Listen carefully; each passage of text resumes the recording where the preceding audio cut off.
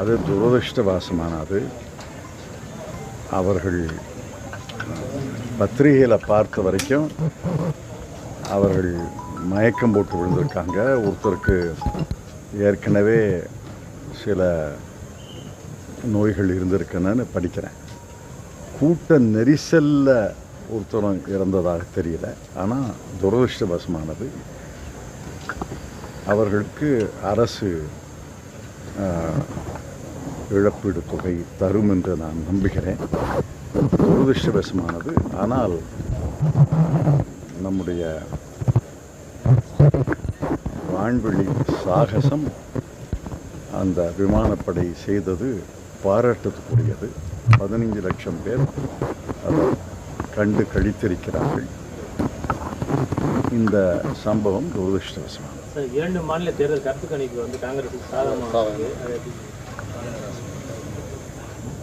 நாளைக்கு தெரிஞ்சிருமில்ல. கருத்து கணிப்புகளை நாம் ஏற்றுக்கொள்வது கிடையாது. ஆனால் எங்களுக்கு வந்த செய்திகள் ஹரியானா, ஜம்மு காஷ்மீர் 2 தேர்தல்களிலேயும் காங்கிரஸ் கூட்டணி அமோக வெற்றி பெறும் என்பதுதான் எங்களுக்கு கட்சி ரீதியாக வந்த செய்தி. அரசியல் நோக்கர்களும் அதைத்தான் சொல்கிறார்கள்.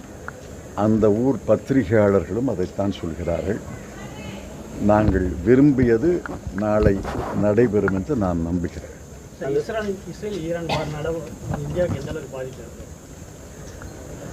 இந்தியாவுக்கு என்ன பாதிப்புன்னெலாம் அரசு தான் சொல்லணும். ஆனால் அந்த போர் நிற்க வேண்டும், அதைத்தான் பிரதமர் சொல்கிறார். அதில் கட்சி வேறுபாடே கிடையாது. அனைத்து கட்சிகளும் அரசனுடைய கொள்கையை ஏற்றுக்கொள்கிறார்கள். போர் நிற்க வேண்டும்.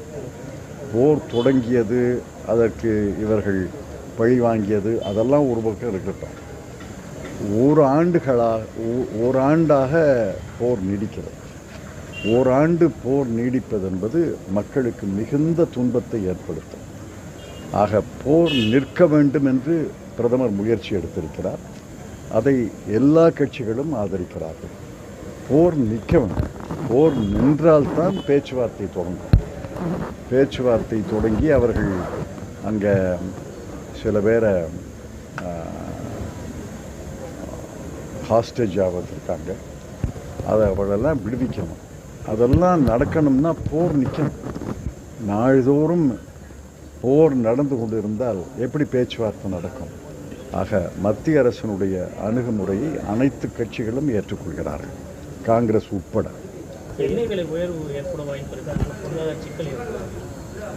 எண்ணெய் விலை ஈரானுடைய உற்பத்தி குறைந்தால் எண்ணெய் விலை அதிகரிக்கக்கூடிய வாய்ப்பு இருக்குது.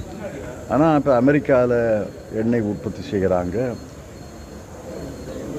ரஷ்யாவில் கேஸ் உற்பத்தி செய்கிறாங்க. அதனால் கடுமையான விலை உயர்வு இருக்கும்னு எனக்கு தோணலை.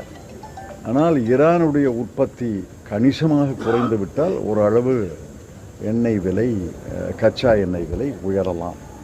காங்கிரஸ்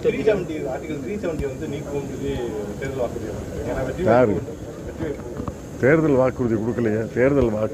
தேர்தல் வாக்குறுதியில் 370 பற்றி ஒன்றுமே சொல்லலையே.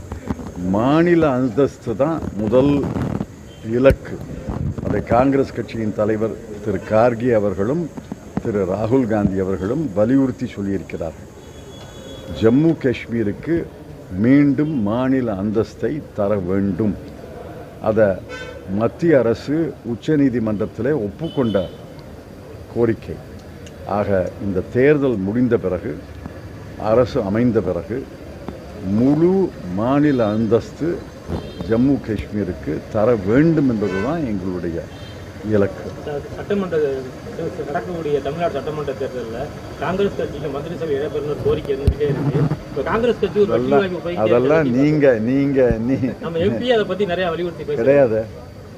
எம்பி அப்போ மந்திரி சபையில் இடம் கட்சி தொண்டர்கள் மத்தியில் கட்சி தொண்டர்களை உற்சாகப்படுத்துவதற்காக நம்முடைய கட்சியை வலுப்படுத்த வேணும்னு பேசுகிறோமே ஒழிய நாம் கூட்டணியில் இருக்கிறோம். திராவிட முன்னேற்ற கூட்டணி கட்டுக்கோப்பாக இருக்கிறது.